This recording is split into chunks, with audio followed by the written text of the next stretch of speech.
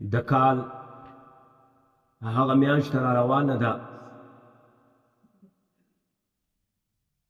چې په دغه میاشت کې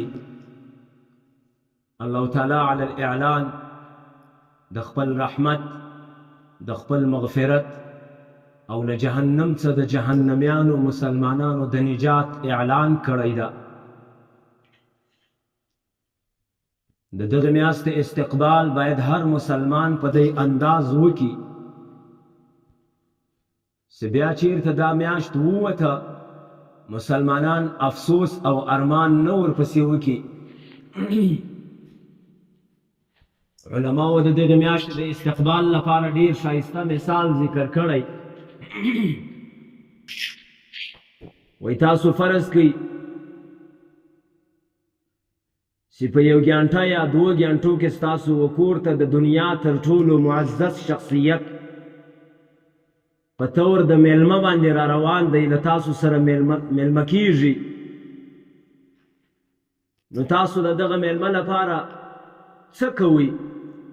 د کور صفایي ورته کوئ، کوټه ورته صفا کوئ، حتی که مو په وس پرسو په کوټه کې مختلفه قسمه عطرونه او خوشبویانې او سپریګانې پاشئ چې دغه میلمه خفه نه سي بلکې خوشحاله زموږ له کوره څخه بیرته ووځي. همدا مثال د رمضان المبارک علماو لیکلی چې رمضان المبارک هغه میلمه ده چې موږ او تاسو ته را روان دی.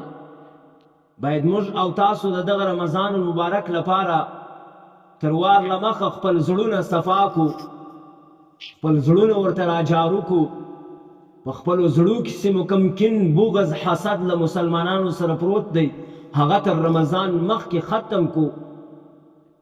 په زړه کې چې کوم د ګناهو یا د غلطو یا د کوتاهیو کوم خواهشات پراته دي هغه ټول له زړه څخه وباسو، صرف او صرف د رمضان المبارک لپاره خپل زړونه تیار کو چې د هر مسلمان کوشش دا دی چې اولینه ترجیح په رمضان المبارک کې دوی د الله تعالی عبادت خوښوي او ریاضت خوښوي.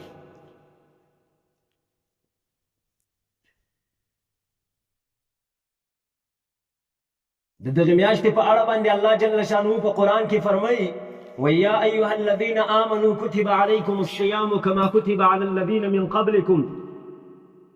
ای د ایمان خاوندانو پر تاسو باندې روزه فرض کړل سوې ده لکه څنګه چې فرض ولا من قبلکم پر هغو خلکو باندې چې تر تاسو مخته تېر سوي دي. فرض کړې مو د څه لپاره ده؟ لعلکم تتقون، لپاره د دې مو فرض کړې ده پر تاسو باندې لعلکم تتقون چې تاسو د دغې روزې په برکت باندې متقیان له خپلو ځانو سره جوړ کړئ، پرهیزګاران له خپلو ځانو سره جوړ کړئ او خپلو زړو ته تقوا ور واچوئ.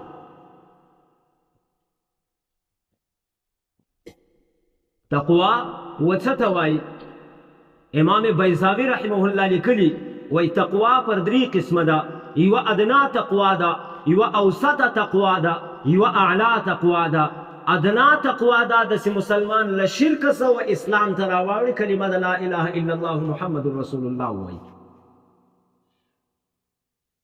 اوسطه تقوا ده د درمیانه تقوا چې نه ډېره لوړه ده او نه ډېره کښته ده. هغه تقوا ده داسې انسان له کبیره ګناهو څخه ځان راوګرځوي، د الله تعالی پر احکامو باندې خپل زندگی تیروي، خو له صغیره ګناه څخه خپل ځان نه راګرځوي، له کوچنیو ګناهو څخه ځان نه راګرځوي. دا اوسطه درجه د تقوا ده.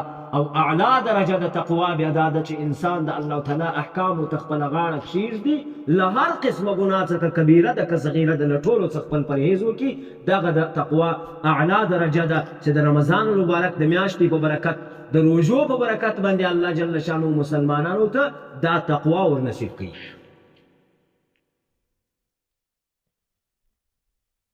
نو د رمضان المبارک میاشت چونکې را روانه ده د دغې میاشتې لپاره پر مسلمانانو باندې لازم دي چې د دغې میاشتې استقبال دوی وکړي. د دغې میاشتې لپاره دوی یو قسم پلان جوړ کړي چې باید زه پر څنګه طرز باندې دا میاشت تېره کړمه، پر څنګه طرز باندې په دغه کې زه ذکر وکړمه، کوم وخت زه په دغه میاشت کې تلاوت ته مختص کړم، کوم وخت زه په دغه میاشت کې یو تقریر او وعظ ته مختص کړم چې عالم ته کښېنم تقریر ځینې واورم، او کوم وخت زه په دغه میاشت کې دې ته مختص کړم چې په هغه وخت کې به زه یو مسلمان مسکین مسکین فقیر محتاج ته یو پنجه ورکوم یا به لسی ورکوم. دا د صدقې د ذکر د تلاوت د لمانځه د زکات د هر قسمه عبادت لپاره باید مسلمان د رمضان المبارک د میاشتې تر راتګ مخته دی باید پلان جوړ کړي چې پر دغه وخت باندې به زه دا عمل کوم، پر دغه وخت باندې به زه دا عمل کوم. مولانا مفتی محمد تقی عثماني صاحب دامت برکاتهم العالیه لیکلي دي، وایي که یو انسان د رمضان المبارک په میاشت کې یو عبادت د خپل ځان معمول وګرځوي چې زه به پر دغه وخت باندې دا عبادت کوم، الله تعالی له رمضان وروسته بیا دته دا توفیق ورکوي چې پر هغه وخت باندې به په هغه ورځ باندې بیا دا عبادت کوي. ګورئ لعلکم تتقون معنا دا نه ده چې تاسو خالي په روزه کې متقیان واوسئ. د روزې برکت دا ده چې تاسو د کال 11 میاشتې نور هم تقوا اختیار کړئ.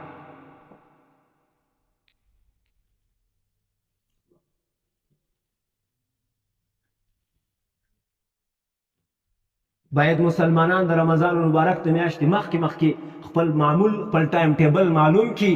دا د رمضان المبارک استقبال د په یو طرز باندې چې دوی د دغه میلمه استقبال وکړي. چې هر کله دا استقبال وکړ بیا چې کله دا رمضان المبارک رخصتیږي نه به دا رمضان المبارک خفه ځي، نه به دا مسلمان بیا ارمان پسې کوي چې دا میلمه نه ما څخه هسې خفه ولاړی.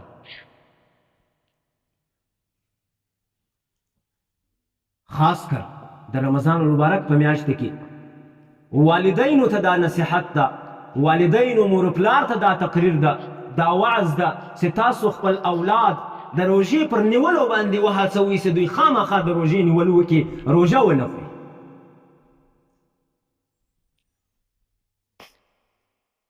هغه اولاد چې هغه بالغ دی یا مراهق دی د دغو لپاره باید تاسو هر وخت دا فکر وکړئ چې دوی باید روزه ونه خوري. ځکه چې یو حدیث کې راځي رسول الله صلی الله علیه وسلم فرمایي وایي الا کلکم راع وکلکم مسؤول عن رعیته والرجل راع اهل بیته. او رجل چې کوم دی سړی نر چې کوم دی هغه د خپل کور شپانه دی. او په دغه حدیث په اوله فقره کې دا وایي تاسو هر یو شپانه یاست، د هر یو په لاس کې رمه ده او د قیامت په ورځ به دی له خپلې رعیې او له خپلې رمې له جانبه به له ده څه سوال کېږي. الله تعالی به له ده څه سوال کوي چې تا خپله رمه پر کومه لار برابره کړې، په لیوانو دې خوړلې وله که دې محفوظه کړې وله. دا سپین ږیري ناست دي دغو به ښایي دا لیدلي یا به ګر سره دوی ګر سره دا شپني کړي. هر کله چې به یو چا یو شپانه ته خپله رمه په لاس ورکول چې دا رمه ده ته شپانه نو هغه شپانه ته به یې تر وار له مخه دا وویله ول ګوره چې پسونه لیوه در څه ونه خوري. دونه اجازه وه ورته چې که چېرته یو پسه مردارېدی دا شپانه ته دونه اجازه وه چې دا هلته یې حلال کړی وی. او دا شپانه دوی د دې لپاره نیوی چې دا پسونه په محفوظ سي، لیوه یې ځینې یونسي یو پسه. همدا مثال دلته زما استاد الله تعالی ما او تا په خپل کور باندې شپنیان ټاکلي یو. دا زما او ستا کور، زما او ستا اولاد، زما او ستا خوندې، زما او ستا زمن، زما او ستا لوڼې، دا زما او ستا لپاره د رمې مثال لري. په ورځ د محشر به الله تعالی د دغې رمې پوښتنه له ما او تا کوي چې دا رمه مو زما پر لار سمه کړې وه که د طاغوت او د شیطان پر لار مو سمه کړې وله. د دغې رمې پوښتنه الله